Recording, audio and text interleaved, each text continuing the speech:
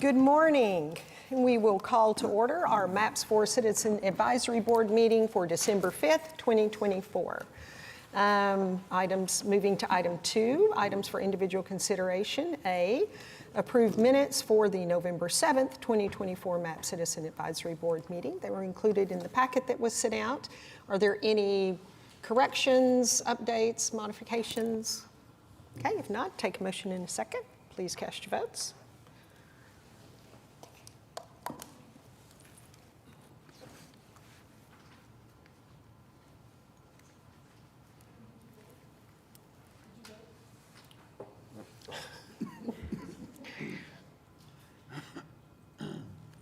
The motion passes. Thank you.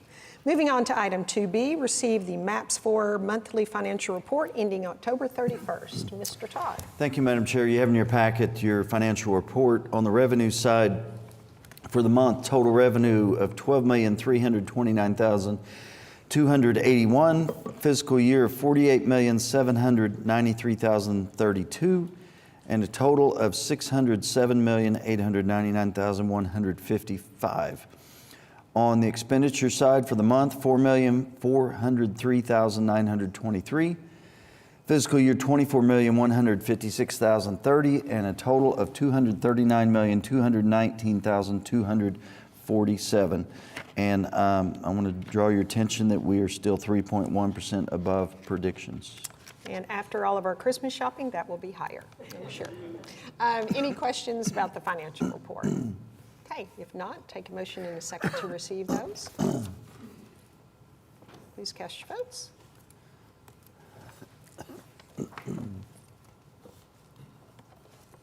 Votes have been received. Thank you. Moving on to item 2C, recommend adoption of the resolution approving amendment number 1 for the MAPS 4 sidewalks and related amenities phase 1B.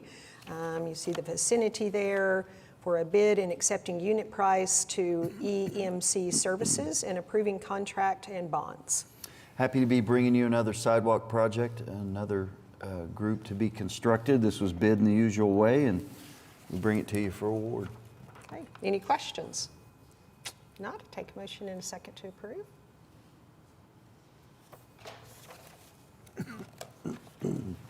Cast your votes.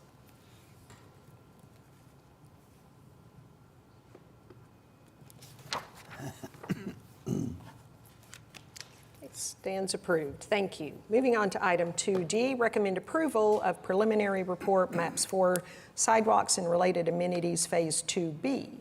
So this is a project that's by Garver Engineers. Garver Engineers was not able to be here today. They had a death in the office, and we're going to cover it for them today. Todd Woodward, our assistant director, is going to go through this presentation. Hi, Todd. How are you? All right. Thank you, David, Madam Chair, Board. Thank you for having me today. I'm going to try to get through another consultant's presentation without too many blunders, but we'll get it covered. So just a quick reminder overview of the MAPS 4 sidewalks program. There are 5 phases total. Each phase is broken into A and B, so there's a total of 10 projects that you'll see. Currently, we have phase 1A and B. You just approved the contract to construct the 1B sidewalks. 1A is currently under construction, roughly 60-70% complete. Going into phase 2, 2A is in design. You've already approved the preliminary report for it. It's approximately 75% complete design. You'll be seeing it for construction documents here soon in the first of the year. So what we have today is the last half of phase 2, phase 2B preliminary report, which is about a 30% design submittal. The overview, we're looking at 5 different areas of the city. Each of these 5 areas were identified in the Bike Walk OKC, which is managed by planning, approved by council. Nothing different than what we've done on any other sidewalk project. As we walk through these, we're going to see the, in yellow at the top, Adventure District, the north of 23rd area, the south of 23rd area around ML King, Edwards Park, and Culbertson East Highland.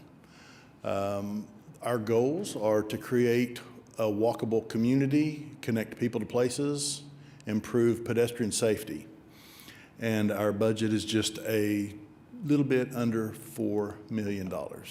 So as we go through each one of those blocks, we'll talk about them individually. The 50th Street one is down 50th between Prospect and Martin Luther King. It will connect assisted living, commercial areas, the zoo, the Science Museum, and Lincoln Park.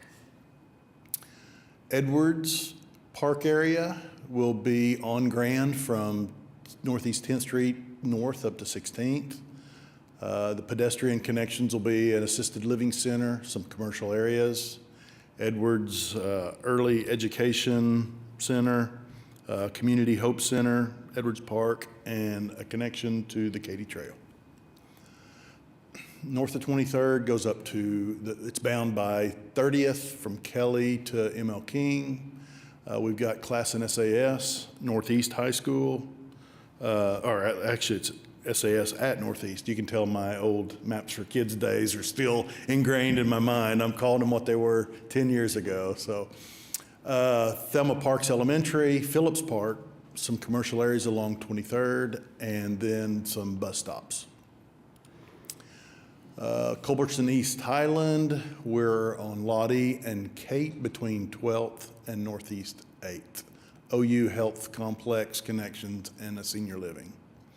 And last, the south of 23rd, bound by Lindsay, Prospect, 23rd down to Northeast 16th. Some more OU Health state buildings and Riley Leroy Pitts Park. So that's just kind of an overview of where all they are. We'll get into the actual alignments here in just a second. The design challenges that Garver are going through, there's three main. Most every one of these sidewalk alignments are dealing with these three challenges, which they're utilities. You can see in the picture here of transmission, distribution lines that they're having to deal with. The existing right-of-way in the left picture, you can see the back of the curb to the house is just a few feet.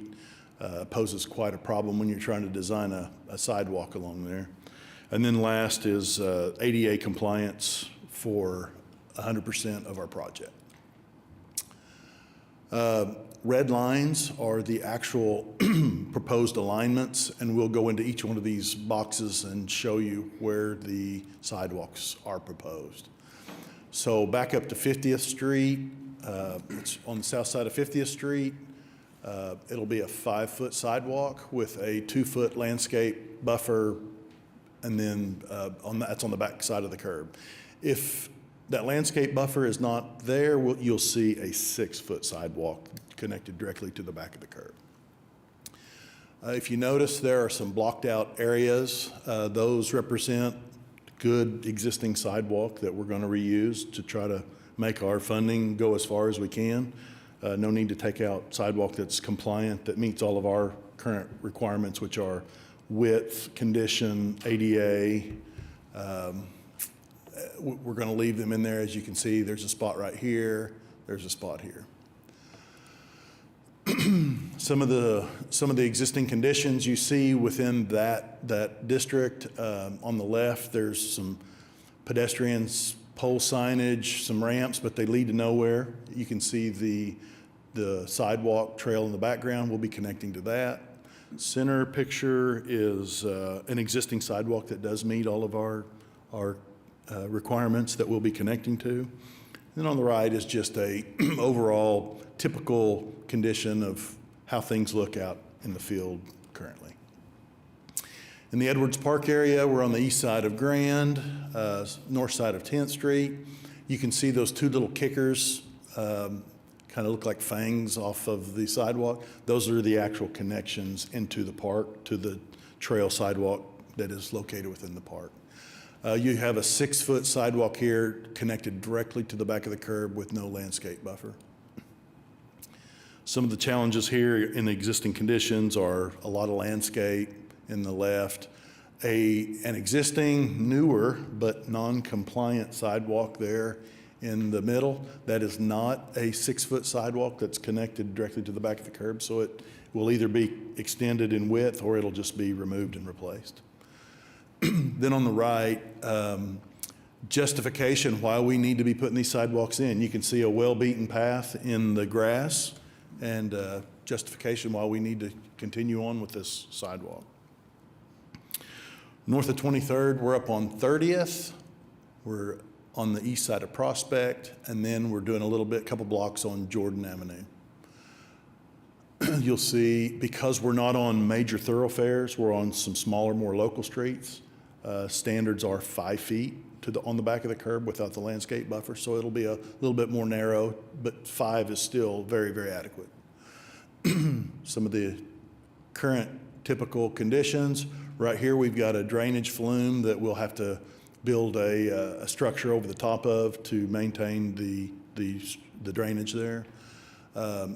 Pretty good straight shot in the middle. On the left, we've got a little bit of a grade issue, but you can see there are utility poles and communications pedestals, typical things that you're going to see on all of our projects. Culbertson East Highland, we've got a landscape buffer with a 5-foot sidewalk here. We're going to be mainly on Kate Avenue, 1 block east of Lottie, from 12th down to Northeast 8th. More of typical conditions. On the left, you'll see an existing sidewalk that obviously needs to be removed and replaced. We'll follow that same alignment. In the middle picture, it's an existing good sidewalk that we'll reuse. And on the right, we have a good straight run of flat sidewalk. That's some of the best. Civil engineers love to see it just like that. I believe this is our last one, south of 23rd, bound by Lindsay, Prospect, down to 16th. It's a 2-foot landscape buffer with a 5-foot sidewalk. East side of Lindsay, south side of 16th, west on Lottie, and west on Prospect. And some of the same challenges. We've got a utility pole right here where we need to build a ramp. You can see vegetation here, trees and other landscaping. Center one, we've got a good ramp, but we'll follow this, we'll replace all of this sidewalk that's currently there. And over here, we just have non-compliant existing sidewalk that we'll remove and replace. Each of the 5 zones are estimated prices listed to the right. The sum of those are just a shade over 3.9 million. Our budget's 3.94. We're showing that we're approximately $25,000 below our current budget. Recommend moving forward with all 5 of those areas identified in Bike Walk. Schedule, we're currently right here in this yellow block for your presentation. If approved, it'll go on to council on the 17th. We'll give, if approved there, we'll give them an authorization to start the final plans, and then we'll be back to see you guys sometime in July. Middle of the summer, bidding right here, late summer, and then kicking off in the fall of 25 for construction. And it's going to be approximately a year-long project. Hopefully, that answered any questions you had before you even asked them. So I'd be happy to try to answer anything if you throw it at me. Yes. Chelsea. Hi, thank you. I love sidewalks, so this is always really exciting for me. My question is in regards to kind of the areas where there isn't an existing sidewalk, especially as it butts up into like a property owner's house or something like that. Is there any consideration for I suppose taking the sidewalk from, instead of the property owner, like considering the lane width on the actual street? Like we have all of this concrete with, I'm certain that would probably affect like the pouring of the concrete and creating of a new curb and some of these things, but is there any consideration for that instead? Absolutely, we do consider it. Like in this particular, nobody wants people walking right here beside their house. So in this case, go back to the block, we would cross the street. And you can see the other side, we will do sidewalk along the other side. And we won't go directly next to somebody's house like that. Got it. And then we'll stay on that side as long as we can till we hit another spot, and then we'll shift back over to the other side. So we definitely work with all the property owners trying to make everybody happy. Okay, and those instances where there's crossing, will there be like painted crosswalk? It will be a continental stripe crosswalk. Okay, awesome. Yep. Thank you. Other questions? Okay. Well done, sir. Thank Okay, you for thank you. stepping in. So with that, I take a motion in a second to approve the plan.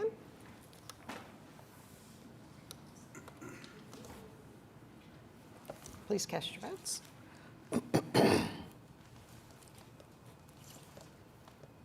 Okay, motion passes. Thank you again. Moving on to item 2E, recommend approval of preliminary report for maps for South Lake Park improvements as part of, and the maps for CB Cameron Park improvements. Right, so this is our soccer parks, and Josh Doherty is here from CEC to take us through his preliminary report. Welcome. Hi, good morning, everybody. Mr. Woodward, you did a great job. I would love to yield and let you do this presentation as well. No. Thank you to the board having us here today. We appreciate the patience on this project. It has been a long time coming to get to this point, but we are very excited to bring to you the preliminary report. Before I jump into the presentation, I thought a bit of a preamble just to give you guys some context and some history on what has been going on. There has been a lot of work going on over the last almost 2 years now. We, as a design team, and also in partnership with other city agencies, have met with both North Oklahoma City and South Oklahoma City soccer clubs and have developed their list of needs and desires for the improvements to these parks, as well as overlaid that with some of the design criteria for organizations such as United States Youth Soccer to make sure that when we come up with the final plans that we are improving these parks to a level of amenity that they will be compliant with all of the regulations so we can attract the kind of tournaments that we are hopeful for at both of these parks. So with that being said, we'll jump into the presentation here. Again, I want to emphasize that this is a preliminary report, and that's the stage that we're at. So you're going to see a lot of conceptual imagery. You're going to see some conceptual estimate information. We expect as we move forward, if we move forward, that is going to go through typical design evolution, and we're going to keep our eyes on all that, and of course keep you guys informed as to the changes as we move through the design process. With me is Jeff Evans. He is with Planning Design Group, PDG, sports planner, also landscape architect, done a lot of work for City of Oklahoma City, and great partners for CEC. We're going to go through each park separately, and we're going to follow the same agenda for both. Starting with CB Cameron, we're going to go over, as you see here on the left, project limits, site history, the master plan itself that we have developed, the amenities that we are planning at the park, and then we're going to go into a little bit of the building architecture that is being fleshed out, and of course at the end we're going to talk about the estimate. So thank you again for having us here today. As you can see here, the project limits of CB Cameron Park are about 110-acre park. Our project will encompass roughly 70 acres of that park that you can see outlined there in red. The site history, this was opened in the 80s. It was predominantly used as soccer over the years. It's had some recent renovations that have just opened up in the last year or two to the north 5 fields, which say existing on that map to the left, and then our project will encompass the rest of the site. Right now in the master plan, we're looking at doing 10 new full-size soccer pitches. 2 of those will be synthetic turf, with the other 8 being grass. We'll also plan for 4 additional spaces to the south that we're working with the user group to expand that fields. There will be a championship clubhouse in the middle that we'll look at some images here in a little bit. Concession restroom buildings throughout the site, some satellite restrooms so that everybody doesn't funnel to one building on site. Open bleachers at the championship fields. We will have infrastructure, circulation, utilities, parking, sidewalks, ADA access, all that type of stuff on site. It does have a lot of terrain change, so we're working through that now, working through the storm drainage on site and the adjacent projects too. There will be player and spectator seating on this project, and then future expansion areas for training areas, playgrounds, and then some maintenance facility that will go there. Here you can see a master plan for the overall site, north being to your right on that image.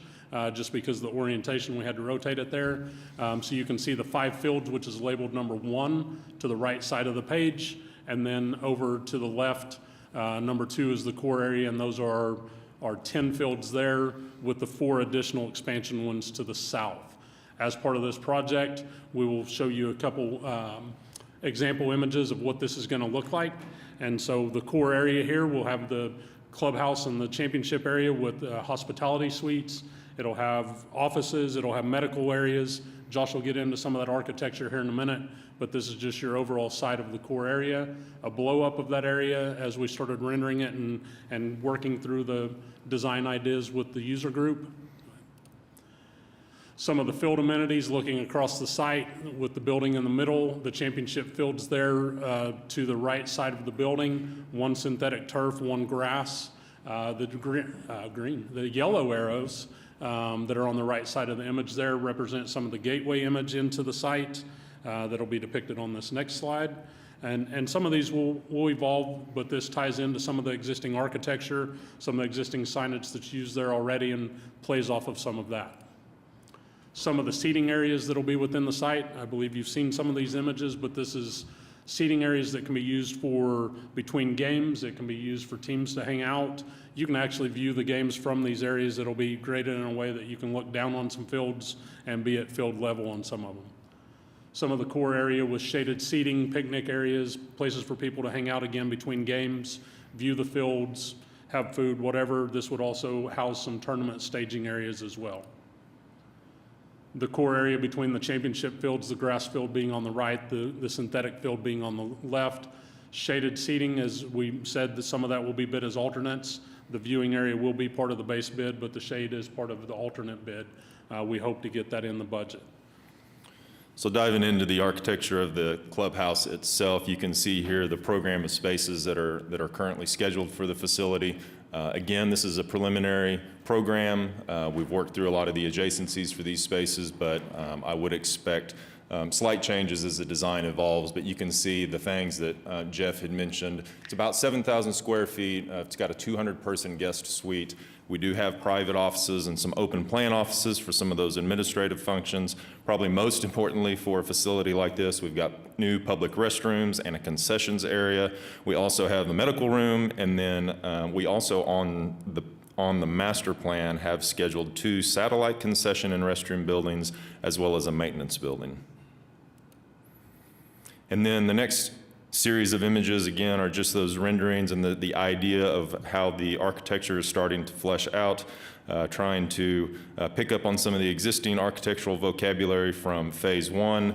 Again, preliminary, and we will continue to flesh this out with the user groups and with Oklahoma City. This is that covered breezeway. This is one of those satellite concession and restroom buildings. And then we'll go into South Lakes, so we'll follow the same, essentially, same schedule here as we get into South Lakes Park. So again, South Lakes Park, you can see the image on the left there, the overall park, 160-acre park. Again, this one includes about 75 acres that's outlined there in red. These are the 11 fields to the west side and the 5 fields that are on the southeast side. This one opened in the early 2000s. Had the privilege, our company, to work on the original master plan and a lot of the phases here at this park, doing soccer fields. There's a large playground facility, skate park, basketball courts, picnic areas, fishing docks, trail system, a community building on the east side, and so happy to expand this one further. This master plan includes a renovated or a rebuilt concession restroom area in the center of the complex. Irrigation upgrades that we're working with the user group to perform on the site, walkways around the site that will connect some ADA accessibility. Some additional parking will go along with that too as part of an alternate.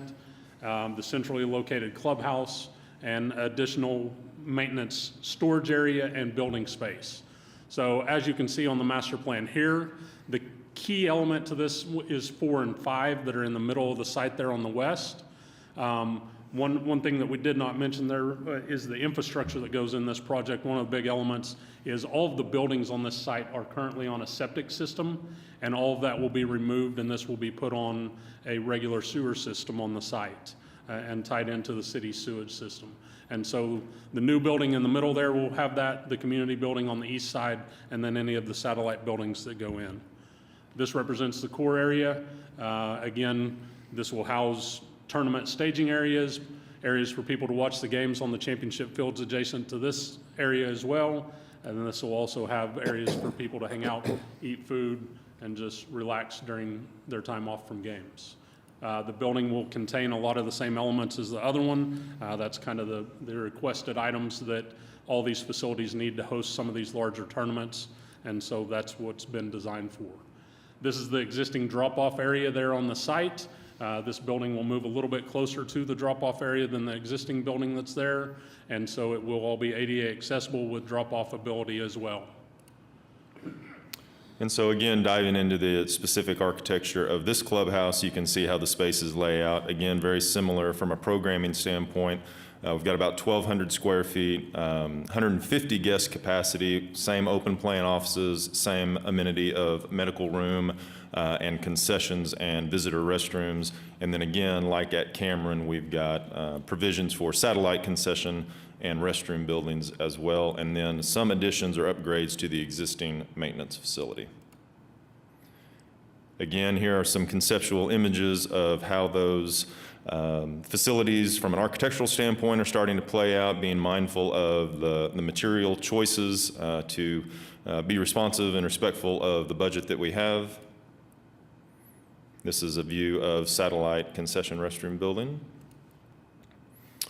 And then as we kind of close out the presentation, we'll get to the numbers here. I would like to point out that in July of this year, we were before you, and then council approved the official budget split, which defined the bucket of money for each park improvements. That allowed us to then go back to the list of improvements that were requested and required, and then start putting together that menu of choices to come up with this plan that you see here before you. The top line here is the official budgeted amount, and then you can see the base bid that we have for CB Cameron is right under that. And I'll call your attention down to South Lakes, same here. That is the official approved budget. And then we are about a little over $250,000 below in the base bid for these, for South Lakes, ending up at about $280,000 under. Right now, again, we're at the preliminary report stage, but what you can see here is that we as a design team are already making choices and trying to be strategic about how do we pull out and identify certain scopes of work or packages of work that could be listed as alternates as we keep our eye on bidding market and keep up to date with our third-party cost estimator. As we approach bid day, we want to be very aware of market conditions, and we want to make sure that we have a project that is designed in such a way that we can be successfully under budget. So we're going to keep our eye on this as we move through and move forward throughout the rest of design. So yeah, right now looking good. We've got it scheduled to be under budget. Schedule, you can see here we're before you with the preliminary report. If approved, we will then march quickly into full design, hoping to be back in front of you in May with final plans that would then bid in June. And then you have approximately about 12 months of construction time if awarded in August. That puts you finishing in August of '26. And before I turn it over to questions, I think I would just like to say one more thing, that this project has certainly been an exercise in partnership. We have worked a lot with Parks Department, MAPS, North Oklahoma City, South Oklahoma City, and it's been a great lesson and a great example of a bunch of folks working together to try to accomplish the same thing. So we appreciate the partnership. And we appreciate the extra effort that it's taken to pull all of that together. So, questions? Questions on the plan or the budget? Yes, Shay. I'm just curious, the ponds, do they get stocked regularly? What, are you talking about the pond at South Lakes? The fishing, yes, I think the they South do Lakes. add fish to that. They do. That's a Parks Department deal that they do add fish to those ponds every once in a while, if I'm not mistaken. Melinda's shaking her head yes, so I do remember that from the past that they had stocked them. Okay. Yes. Kelsey. This is very exciting, great, beautiful public spaces. So I think one of my biggest notes that I just want to thank you for is your attention to space for the not soccer players, but everybody there supporting the young soccer players and then some. So thank you for that. I think my general commentary is just as much as we can do this, let's please, and I love the support of soccer in this program, especially as we're looking at growing these kids into the, what are we calling it, the stadium and all of these the things that the projects are working towards. So it's really awesome to see this momentum towards soccer, and I feel like you guys have done a really good job at including all of the right conversations and the right people in the conversations to get a result that is a well-considered effort with our tax dollars. So thank you very much. Thank you for the comment. Anybody else? Bob? Yeah, just a few questions. Do I understand that South Lakes, all of the fields are existing? Yes, sir. That is At correct. this point, do they have to be upgraded or renovated to any degree? So as part of this project, we looked at updating the irrigation system on those fields because part of the irrigation system is pushing 20 years old, if not a little bit over 20 years old. Some of the irrigation's a little bit newer, so we've done a full evaluation. We had our irrigation consultant come in and come in and do an analysis of that. And so irrigation system will be one thing on the fields, and then there is one field on site that we'll work with the user group to regrade and possibly renovate one field that has some drainage issues and grading that needs to be done. So you already have the two artificial turf fields? Say that again, I'm sorry. You already at have the South two Lakes. artificial turf That'll be on fields? CB Cameron. On South Lakes, there'll be 0 artificial fields Okay, right it's now. all grass Yes, sir. at South Lakes. And in the numbers, I was just trying to do some quick math in my head. The under budget number that you're talking about today does not include the alternatives. Is that correct? That is correct. That is the projected base bid amount, and then the alternates. As we move through design, the hope is that we can continue to refine design, and as we get closer to bid day, if we have enough delta between our estimate for the base bid and some of those alternates, we can move them back into the base bid. That would be the hope. We want to get as much of that stuff in the base bid as possible. What we showed you today, there we go. Yeah, what we showed you today, that is just the base bid numbers that are showing the under budget amount compared to the fixed limit of construction. Because having attended some of my granddaughter's soccer games, I sure enjoy the shade that we have and that we would like to have. And so the player benches and shade for the spectators, maybe alternatives, but they're alternates in the planning. But I would view them as fairly critical to the success of the project. So I hope it can be worked so that much of that can be included. Yeah, for sure. Heard you loud and clear. We were mindful when choosing alternates, and we will be mindful through the design as we design the project for potential alternates. Set them up so that those alternates can be added efficiently and easily later as funds allow, so that we don't have to go in and redo, take out a bunch of new concrete, take out a bunch of new stuff for new infrastructure, let's say. So we're going to try, if we have to go the alternate route on some of these things, set the park up so that when we can go back to the park and add that stuff, it's easier. Okay, good. Thank you. That was going to be a question for me. Anybody else? Okay, yeah, so. I don't know if my mic does work. I was going to ask on the parking, how did you guys calculate parking? Because at the South Lake Park, for instance, when they do have major tournaments, there's not enough parking. It is at a mass shortfall. People are parking up and down Meridian. They're parking across the street in a field. They're parking in the park itself on the other side, which also has an accessibility issue getting into the main entrance. I didn't know if they looked at having dual entrances to that park because of the way the parking is set up there. Yeah, so there are some rules of thumb for parking requirements or parking best practices for facilities like this, and it's always that balance between, do you plan for absolute worst case scenario, which happens few times a year, versus what's the most serviceable and responsible use of money for the rest of the year. I think it was 2.5 spaces. We factor 2 to 2.5 spaces, depending on how the fields are laid out and everything, per player or per player. person on the field. So So that is the best practice calculation that was used. As far as ingress and egress to the facilities, Cameron is very, can I go back on this? Left click? Got it. Here we go. Let me get back to the master plan. Cameron is fairly landlocked as far as its ability to provide additional ingress and egress points. We've got, and again, north is to the right, you've got the one spot up here to the north on 122nd Street, and you've really got this one spot on the east. Over here, you've got John Marshall High School, and you've got Water Trust land to the south. So we're going to do what we can to maximize those, the safety and the capacity of those points, but it's pretty landlocked. When you get to South Lakes, it is set up a little bit better with its multiple points of access along the road over here to the west. So it lends itself to a little bit better in and out flow, but we're going to do the best we can to improve both. And then since some conversations, since the master plan's been completed, there will be some access from the trail system into the soccer complex that will address some of your access from that east side to the west side and tie the sites together better with ADA access. Yeah, because adding the new fields, they've had that issue in Yeah. the past. And then as part of this, we will also have that we've discussed as an alternate parking lot up to the northwest side of the site that we're going to try to add some more parking to this.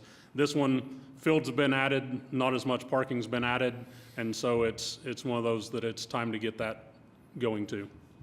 Thank you. Jessica, did you have a question? I got two things. First, I have a question. On the alternate one for South Lakes, it says not applicable. What, was that something and you incorporated it into the base bid? Yep, so that change was made very recently. At a very recent presentation, we had, that was upgrade to existing light fixtures, metal halide fixtures. That work has just recently been accomplished by the Parks Department. So we went ahead and struck that from the presentation. I did not want to reorder the alternates to then be incongruent with the preliminary report. Gotcha. Thank you for the clarification. Yep. And I just want to say how proud I am of the work that you guys have done on this to get it to this point. This was our first project that came through for neighborhoods, and then it's been an extensive journey, and you all have navigated all the partnerships and all the users and stakeholders very well, and I just want to thank you so much for your work. Thank you. Comments. My only question is, included in the planning and in these budgets, is there wayfinding, direction maps, or is that being left up to the operators? Typically, that's left up to the operators, but we can include that in this project. We do have some of the signage for entryways and different things like that, but typically field numbering and stuff like those items are kind of handled by the user group. Okay. Because they do a lot of their own sales for marketing and for advertising and fundraising, that they do that a lot on their own. We'll have some of the entry signage and some signage on the buildings, but a lot of the field numbers themselves is usually handled internally. Okay.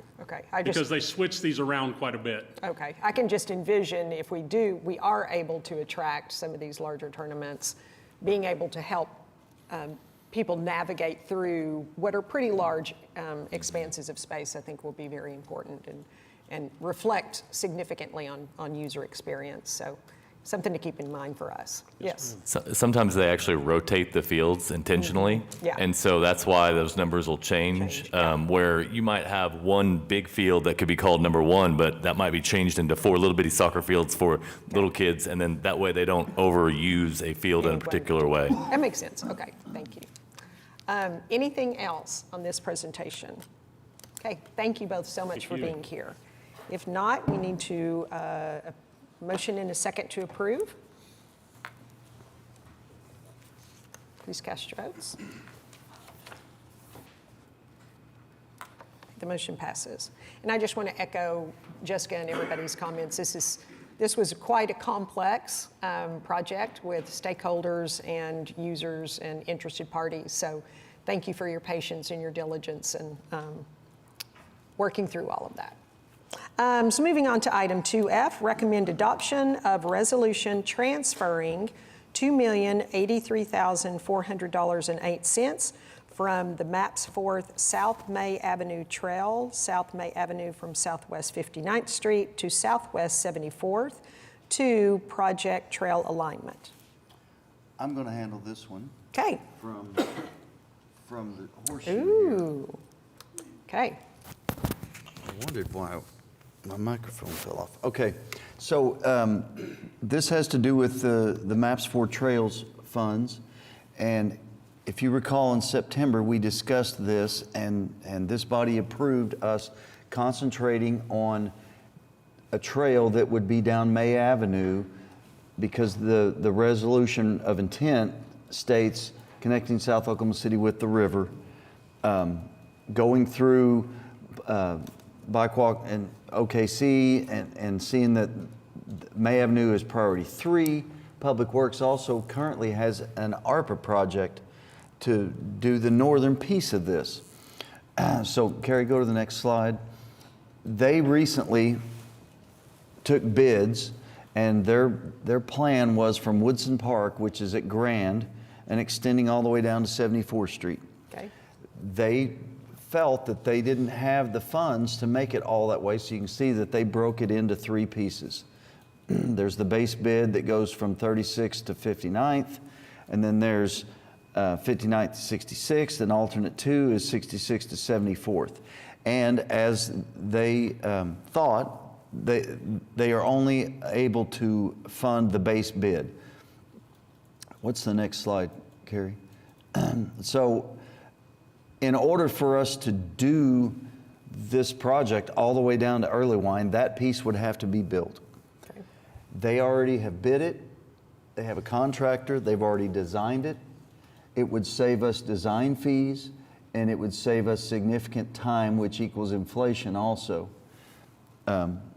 So I recommend, our office recommends, that we fund their alternates and let them build that piece that has to get built anyway for us to make this entire connection.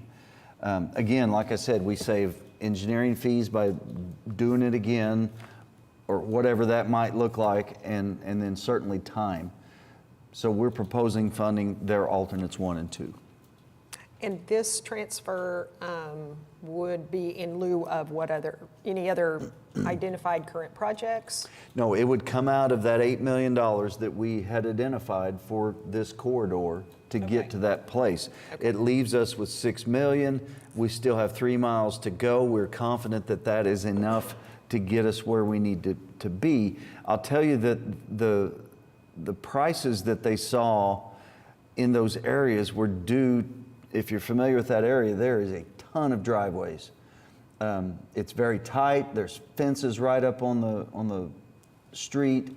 There's slopes that it's going to require retaining walls. But again, like I said, commercial driveways and some of those residential driveways, there's even access into backyards onto May Avenue that you don't see in the newer areas now. If you get down past 89th and certainly past 104th, it's mostly residential neighborhood walls that are out there, and it's clear we're able to just do the trail without many driveways. So that's why we're confident that the prices will be significantly less. Okay. Any questions? See some puzzled looks. Chelsea. I'm just not following, but I will, if you just don't mind backing it up for me on the slides. Or maybe stay on the slide, and the last one, sorry, thank you. Stay on the last slide, and I'll ask the question from here, and Okay. David, you could tell me. So the light blue at the top is currently being planned with Public Works? That's the piece that Public Works can fund. Okay, and then the dark blue that's just south of the MAPS BRT line is what we're talking about right now? That's correct. And then the 6 million that's remaining is what we're discussing, we're holding for Southwest 74th and the 3 miles south of that? That's correct. Okay, thank you.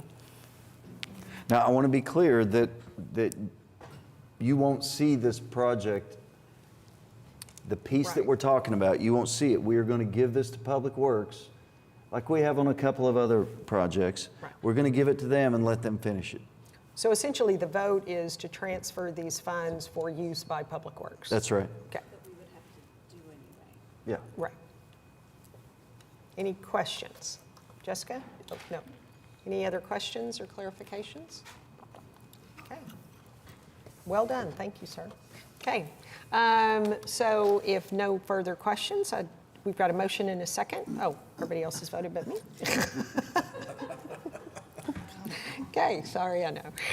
We're just going so fast. I'm just used to being here for 3 hours. Okay. Has everybody voted? Okay. I'm a yay. Showing up on, well, Do you have it on presentation? Okay, motion passes. Thank you. Well, Mr. Todd, so item 3, any discussion items? None? Item 4, reports from the subcommittees. Any reports from subcommittee activity? Okay. Moving on to 5, update status on MAPS 4 program. Got a lot going on. Of course, mention every month the Coliseum, and it's going well. We have sidewalks under construction. We have a lot in design. The animal shelter is out for bids right now, and we've had significant interest from the general contractors on that project. So everything's good. Okay, fantastic. Moving on to item 6, comments, any citizens? No? Any comments from board? I have a quick Jessica? question, just to make sure. Our January meeting is January the 9th, correct? No, it is it is the 10th because we had conflicts with other meetings in this room. So the subcommittee meetings will still remain on the 7th and 8th, but this meeting will be on the 10th, and that'll be a Friday. Right. I have one more schedule question. Okay. Is there a sidewalk groundbreaking in January also? Yes, Okay, is that before this meeting, the next meeting? it will be after Okay, perfect. this meeting, Yay. I believe. No, before? Is it that week? January 7th? Okay. Okay, yes, so before, Okay, thank you. yes. Okay, any other comments? And I just want to say thank you for a light agenda. Yeah. This meeting, great way to end 2024. And if there's nothing else, I would just say happy holidays. Hope you all have a wonderful time with family and loved ones, and that we'll see each other early in 2025, but I hope your 2025 starts off with joy and blessings and happiness. So if there is nothing else, we stand adjourned.